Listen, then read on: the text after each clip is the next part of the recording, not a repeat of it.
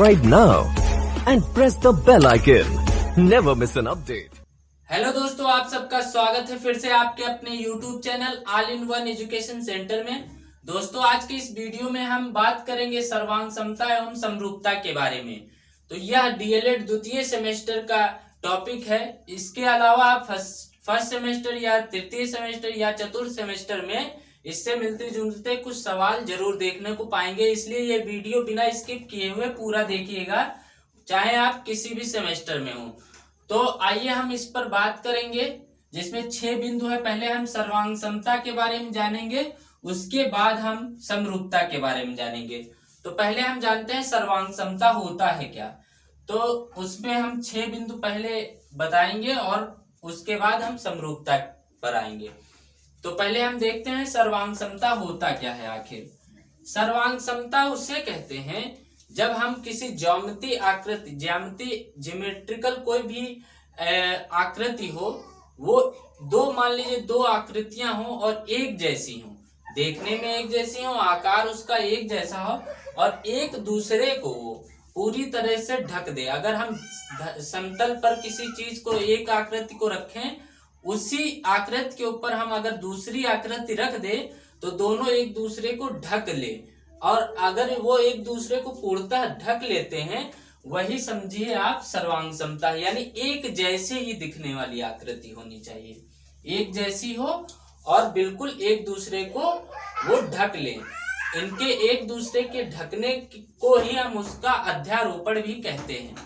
तो आइए हम जानेंगे 6 पॉइंट के बारे में। जैसे सर्वांगसम कोण, तो सर्वांगसम कोण के बारे में हम जानेंगे कि सर्वांगसम कोण क्या होता है। जैसे कि हम एक आकृति ऐसे बनाएं और फिर दूसरी आकृति ऐसे बनाएं, तो ये क्या होगा कि एक जैसे, देखिए इसमें क्या है, एक ही जैसी आकृति है और दोनों का कोण समान है। जब हमारा दोनों का कोण समान हो जाएगा तो सर्वांगसम कोण कहलाएगा। ठीक है, ये पहला पॉइंट हो गया। दूसरा सर्वांगसम रेखाखंड। मान लीजिए एक रेखाखंड AB ऐसे है और एक है CD। दोनों की जो लंबाई है वो अगर सेम है तो ये क्या हो जाएगा, सर्वांगसम रेखाखंड, यानी दोनों की लंबाई सेम है। अब एक दूसरे के ऊपर अगर इसको रख दिया जाए तो दोनों एक दूसरे को ढक लेंगे, यही होता है सर्वांगसम। और सर्वांगसम रेखाखंड एक दूसरे के ऊपर अगर हम रख दे, सेम होनी चाहिए आकृतियां और एक दूसरे को पूर्णतः ढक लेनी चाहिए, वही सर्वांगसम है। अब सर्वांगसम त्रिभुज, मान लीजिए एक त्रिभुज ABCD है, ABC है और एक त्रिभुज PQR है। तो ये त्रिभुज एक दूसरे के समान है, एक जैसी दिखने वाली है और एक दूसरे के ऊपर अगर रख दिया जाए इन आकृतियों को तो एक दूसरे को अध्यारोपित कर देंगी। जब एक दूसरे को ढक देंगे पूर्णतः तो वही सर्वांगसम कहलाएंगी। तो एक बिंदु ये हो गया, ये हो गया, ये हो गया। अब चौथा बिंदु है सर्वांगसम वृत्त। तो सर्वांगसम वृत्त क्या है, एक वृत्त ऐसे है और एक वृत्त ऐसे है, बिल्कुल समान होनी चाहिए। इस पर थोड़ा बहुत बोर्ड पर छोटे बड़े हो सकते हैं, लेकिन आप जब कॉपी पर बनाएंगे तो सेम होने चाहिए। तो मान लीजिए ये P है, ये Q है, तो दोनों वृत्त एक दूसरे के समान होने चाहिए, एक जैसे दिखने चाहिए, तभी वो सर्वांगसम होंगे और एक दूसरे को पूर्णतः ढक ले तो वह सर्वांगसम होंगे। मान लीजिए ये दोनों मार्कर हैं, दोनों एक जैसे दिख रहे हैं। अगर ये वाला मार्कर, इस वाले मार्कर को ये वाला मार्कर पूर्णतः ढक लेगा तो क्या हो जाएगा, सर्वांगसम हो जाएंगे एक दूसरे के दोनों। ठीक है, क्योंकि एक जैसे दिख रहे हैं, भले ही कलर उससे मतलब नहीं है, आकृति आपकी सेम होनी चाहिए और पूर्णतः एक दूसरे को ढक लेना चाहिए, तभी वो सर्वांगसम कहलाएंगे। ये रही बात वृत्त की। अब हम आएंगे आयत पर। 5वां बिंदु सर्वांगसम आयत है। तो एक आयत मान लीजिए ये है, ऐसे थोड़ा बड़ा बना देते हैं, ये एक आयत है ABCD और फिर एक आयत ऐसे है PQRS। तो दोनों सेम होनी चाहिए आकृतियां। इसमें छोटी बड़ी बोर्ड पर भले आपको दिख जाए, लेकिन सेम होनी चाहिए। और एक छठा बिंदु है आपका सर्वांगसम वर्ग। तो एक वर्ग ऐसे बना है और दूसरा वर्ग ऐसे बना है, ठीक है। ये वर्ग आपके, ये भी मान लीजिए ABCD हैं, ये PQRS है। तो ये कहने का कुल मतलब है कि एक दूसरे को पूर्णतः ढक लें, तो वही सर्वांगसम कहलाएंगे। अब आते हैं इनकी प्रॉपर्टीज पर, जो कि आपकी किताब में भी दिए हुए हैं कि प्रॉपर्टीज इनकी क्या होनी चाहिए, सर्वांगसमता के गुण क्या हैं और उनकी प्रॉपर्टीज क्या हैं, विशेषताएं क्या हैं। तो आइए हम जानते हैं कि इनकी प्रॉपर्टीज क्या है। सर्वांगसम कोण आपस में बराबर होते हैं। जैसे कि यहाँ पर मान लीजिए ABCD लिखा होता, ABC, और यहाँ पर PQR लिखा होता, PQR, तो क्या होगा यहाँ पर कि कोण, यहाँ पर क्या हो जाएगा, कोण B बराबर हो जाएगा कोण Q के, ये हो जाएगा। और दूसरी प्रॉपर्टी क्या होती है, सर्वांगसम रेखाखंड एक दूसरे के बराबर होते हैं, यानी कि AB बराबर CD हो जाएगा।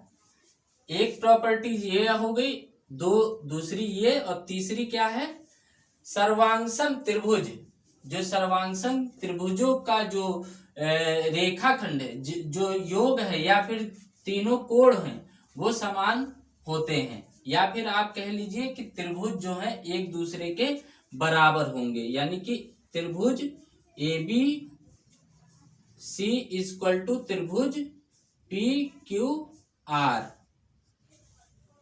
सर्वांगसम त्रिभुज एक दूसरे के बराबर होते हैं। ये तीसरी प्रॉपर्टी। चौथी प्रॉपर्टीज क्या होगी कि जो चौथी प्रॉपर्टी वृत्त की है, तो इसमें क्या होता है, जो इनकी परिधि होती है, परिधि क्या होती है ये भी जान जाइए। एक बिंदु से शुरू होकर उसी बिंदु पर एक चक्कर लगाने की क्रिया ही उस वृत्त की परिधि कहलाती है।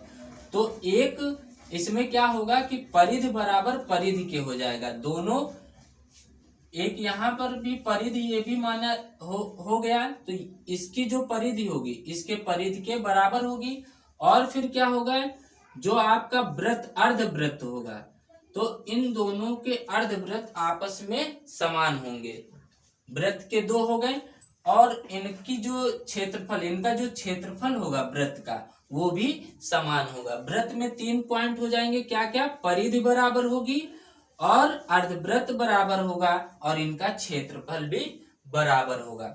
अब हम पांचवें पर आते हैं, आयत पे। आयत पर क्या होगा, आपकी जो लंबाई होगी और चौड़ाई होगी, लंबाई और चौड़ाई दोनों, लंबाई और चौड़ाई आपस में बराबर होंगी, दोनों की आपस में लंबाई चौड़ाई बराबर होंगी। और आपका जो ये डायगोनल है, विकर्ण, ये जो आपका विकर्ण है वो भी आपस में बराबर होंगे। कितने विकर्ण इसमें बन जाएंगे, 2 विकर्ण बनेंगे, दोनों आपस में बराबर होंगे। तो इसको यहाँ पर ऐसे भी लिख सकते हैं कि AD बराबर PS, AD बराबर PS, और CB बराबर, CB, ये देखिए CB है, CB बराबर RQ। तो ऐसे भी इसको लिख सकते हैं। क्या होता है, लंबाई बराबर होती है, चौड़ाई एक दूसरे के बराबर होती है, ये बराबर इसके होगा और ये बराबर इसके हो जाएगा सर्वांगसम में, और विकर्ण भी बराबर होंगे, कोण भी बराबर होंगे। तो कई सिमिलरिटी इसमें आपको दिखेंगी। इसी तरह छठे में क्या होगा, छठे में इसकी प्रॉपर्टी क्या होगी कि एक दूसरे के दोनों वर्ग बराबर होंगे और इनका कोण आपस में बराबर होगा, और इनकी लंबाई और चौड़ाई भी बराबर होगी, परिमाप भी बराबर होगा और क्षेत्रफल भी बराबर होगा। इसी तरह इसमें भी परिमाप और क्षेत्रफल बराबर होगा क्योंकि एक जैसे हैं। तो ये इनकी प्रॉपर्टीज हो गई। अब हम बात करेंगे समरूपता के बारे में, सिमिलरिटी के बारे में। यहाँ पर देखिए 2 आकृतियां समान दिख रही हैं, बस उनकी आकार जो है छोटा और बड़ा है, छोटा और बड़ा है। तो लेकिन हम इसमें क्या देख रहे हैं कि इनकी जो रूप है, समरूपता मतलब समान रूप वाले हैं, एक जैसे ही दिखने वाले हैं लेकिन आकार इनके छोटे बड़े हैं। तो इनकी परिभाषा क्या होगी कि जब दो सरल रेखी समान कोणिक हो, दो सरल रेखी जो है समान कोणिक हो, समान कोण हो एक दूसरे के, और उनकी संगत भुजाएं समानुपाती हो। जैसे कि यहाँ पर संगत भुजाएं क्या होगी, एडी की संगत भुजाएं डीसी हो जाएगी। संगत भुजाओं का मतलब है एक दूसरे से लगे हुए, एक दूसरे के पड़ोस। जैसे एसपी का संगत भुजा एसआर हो सकता है और एसपी की संगत भुजा पीक्यू हो सकती है। तो इसमें पूछ रहा है, कह रहा है कि समरूपता क्या है, तो अगर पूछे परिभाषा तो क्या हो जाएगी कि एक दूसरे के दो सरल रेखी समान कोणिक हो, दो सरल रेखी समान कोणिक हो। दोनों त्रिभुज में, दोनों आकृतियों में हम कंपैरिजन करेंगे तब परिभाषा आएगी। दो सरल रेखी समान कोणिक हो, दो सरल रेखी समान कोणिक हो और उनकी संगत भुजाएं समानुपाती हो, तो वह समरूप कहलाती है। तो अब इसके बारे में हम बात करेंगे। जैसे कि यहां पर हम क्या लिख सकते हैं परिभाषा के अनुसार कि संगत भुजाएं AD upon DC equal to क्या हो जाएगा, ये बटे ये बराबर क्या होगा, ये बटे ये, यानी कि एसआर या R S upon R Q, ये इसकी प्रॉपर्टी हो जाएगी। और ऐसे ही ये भी और भी लिखा जा सकता है कि, और क्या लिख सकते हैं, AB upon BC equal to, AB यहां लिया तो यहां क्या हो जाएगा, एसपी या पीएस अपान पीक्यू हो जाएगा। तो ऐसे हम इसको भी लिख सकते हैं।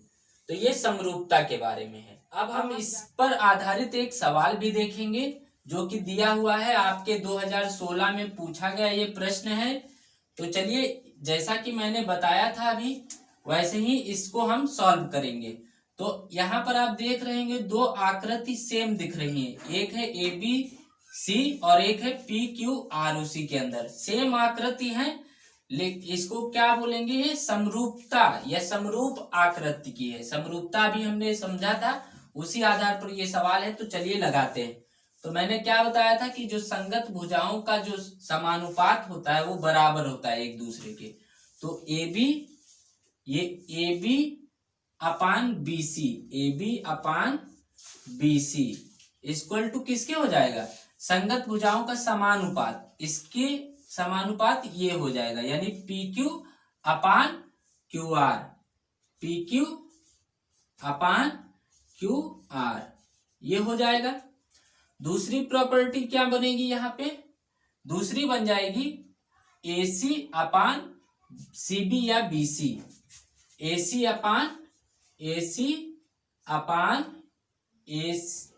अपान CB या BC एक दूसरे के बराबर हो जाएंगे, किसके, PR अपान RQ। PR देखिए इसके समानुपात ये होगा, फिर इसके समानुपात ये हो जाएगा। तो PR अपान RQ या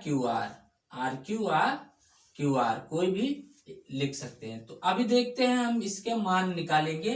क्या किसका मान निकालना बाकी है, इसका और इसका। दो आपको फाइंड करने हैं, वैल्यू फाइंड आउट करनी है, यानी P कौन कौन सी है फाइंड आउट करनी, PR और PQ, ये आपको निकालना है। तो यहां से हम देखेंगे PQ यहां पर है, इसको निकालना है, और PR कहाँ है, ये है, यहाँ इन दोनों वैल्यू को फाइंड आउट करनी है। तो हम क्या करेंगे, सबकी वैल्यू रखते जाएंगे। AB कितना है, AB बराबर 2 सेंटीमीटर 2 है, बटे BC कितना है, BC बराबर है 3, और फिर इसको करेंगे सॉल्व। तो क्या होगा, PQ हमें पता नहीं, तो PQ हम लिख देंगे उसी तरह से, और नीचे QR कितना है, QR बराबर 1.5 है, 1.5 सेंटीमीटर। अब इसको सॉल्व करेंगे तो क्या होगा, PQ वहीं रख देंगे, इसको उधर भेजेंगे पश्चांतर करने पर, तो PQ बराबर हो जाएगा 2 गुणे 1.5/3, ये हो जाएगा। ठीक है, अब पॉइंट हटाया हमने, नीचे 10 लिख दिया, पॉइंट के नीचे 10 हो गया, या फिर हम इसको 10 की जगह पूरा 30 कर सकते हैं। अब 15 एकम 15, 15 दूना 30, 2 एकम 2, 2 एकम 2, तो यहाँ पर क्या आ जाएगा, PQ 1 सेंटीमीटर हो जाएगा। ये आपका आंसर हो जाएगा। दूसरा आपको PR निकालना है, तो कैसे निकालेंगे, AC की वैल्यू कितनी है 2.8, AC 2.8 हो गया। BC कितना है, BC आपका 3 है, 3 सेंटीमीटर, फिर बराबर PR कितना है, PR नहीं मालूम है तो PR हमने लिख दिया, और RQ या QR कितना है, RQ कितना है 1.5, तो यहाँ पर अब सॉल्व करेंगे, इधर हम देख ले रहे हैं इसको, तो क्या होगा, PR क्या हो जाएगा, PR बराबर हम लिख देंगे, PR बराबर इसको उससे गुणा करेंगे 2.8 इंटू 1.5/3। अब इसको 1 हटाया, 0 बढ़ाया, अब 15 एकम 15, 15 दूना 30, ऊपर क्या बचा 2.8/2, इसको गुणा वो करेंगे भाग, तो क्या आएगा 2 एकम 2, 2 एकम 2 पॉइंट 2 चौकू 8, यानी कि 1.4 सेंटीमीटर। ऐसे इन सवालों को हम लगाएं। अब जानेंगे हम त्रिभुज की सर्वांग समता के बारे में। इसके 3, वैसे तो हम लोगों ने 3 पढ़ा है, लेकिन DLED में 4 आपको देखने को मिल रहा होगा कि सर्वांग समता के नियम 3 के बजाय 4 हैं। तो 3 नियम हम मुख्यतः क्या देखते हैं, कोण, भुजा, कोण। कोण भुजा कोण का नियम हम पढ़ते हैं। इसमें हम क्या देखेंगे कि ये जो कोण होगा आपका, इस कोण के बराबर होगा, यानी कि कोण B इक्वल टू कोण Q, और फिर भुजा, ये वाली भुजा और ये वाली भुजा बराबर होगी, यानी कि BC इक्वल टू QR। दोस्तों यहाँ पर कोण B की जगह हम ये भी लिख सकते हैं कोण ABC, ऐसे भी लिखा जा सकता है, लेकिन बीच में होना चाहिए। अगर हम ऐसे भी लिख देंगे तो गलत नहीं होगा। फिर क्या होगा, ये हो गया कोण और ये हो गया भुजा, फिर कोण, कोण भुजा कोण। तो अब कोण क्या है, कोण C इक्वल टू किसके बराबर होगा, कोण C इक्वल टू कोण R के बराबर हो जाएगा। तो जब 3 प्रॉपर्टीज समान होती हैं, दोनों जो आकृतियां होंगी उसमें 3 प्रॉपर्टी समान जब कोई चीज मिल जाएगा तो वो एक दूसरे के सर्वांगसम होंगे, ये इसका नियम होता है। दूसरा हम देखेंगे नियम क्या है, भुजा, ये था कोण भुजा कोण, अब होगा भुजा कोण भुजा। इसका नियम क्या है कि ये वाली जो भुजा होगी इस भुजा के बराबर होगी, यानी कि क्या हो जाएगा यहाँ पे, भुजा कौन सी, AB equal to AC equal to PR। पहली प्रॉपर्टीज ये हो गई। दूसरी क्या है, दूसरी हो जाएगी भुजा, ये हो गया। अब कोण क्या है, कोण A इक्वल टू कोण P, कोण A इक्वल टू कोण P। और तीसरी क्या हो जाएगी, ये भुजा हो गया, ये कोण, फिर भुजा, भुजा क्या है ये PQ या फिर AB इक्वल टू PQ, यानी कि इसमें भी आप देख रहे होंगे कि 3 चीजें सेम हैं दोनों में, इसलिए ये भी सर्वांगसम त्रिभुज हो जाएगा। जब हमें किसी त्रिभुज में 3 चीजें या किसी आकृति में, वो त्रिभुज हो चतुर्भुज हो कुछ भी हो, 3 प्रॉपर्टी समान मिल जाएंगी तो आपका वह आकृति सर्वांगसम कहलाएगी, सर्वांगसमता के गुण को फॉलो करेगी। अब आगे हम आते हैं तीसरा जो आपका रूल है, ये भुजा, कोण भुजा हो गया। अब भुजा भुजा भुजा, इसका नियम क्या है? भुजा भुजा भुजा का नियम क्या होगा? ये बराबर इसके हो जाएगा, यानी कि ए सी इक्वल टू हो जाएगा पी आर और ए बी इक्वल टू क्या हो जाएगा? पी क्यू और फिर बी सी इक्वल टू क्या हो जाएगा? B C equal to Q R. ये तीसरा रूल हो गया। चौथा रूल आपका होता है समकोण कोण भुजा, समकोण कर्ण भुजा नियम। आप जानते होंगे कि अगर हमें ऐसा कोई भी कोण, कोई भी त्रिभुज मिल जाए तो वो क्या होगा? समकोण त्रिभुज होगा, क्योंकि इसका ये राइट एंगल त्रिभुज होता है और यहाँ 90 डिग्री जब भी एक कोण बन जाए किसी त्रिभुज में तो वह समकोण त्रिभुज होता है। तो दो अगर समकोण त्रिभुज हैं तो क्या हो जाएंगे? इनका जो समकोण होगा, कोण जो होगा समकोण, वो बराबर, यानी मान लीजिए ए बी सी है और ये पी क्यू आर है, तो क्या हो जाएगा? कोण बी इक्वल टू कोण क्यू के हो जाएगा। और यहां पर क्या होगा? कर्ण यानी ये होता है कर्ण, ये होता है आपका लंब और ये होता है आधार। तो कर्ण ये होगा, ये क्या हो जाएगा आपका? लंब, ये आधार। तो क्या कह रहा है कि कर्ण, तो कर्ण क्या है? P R equal to A B.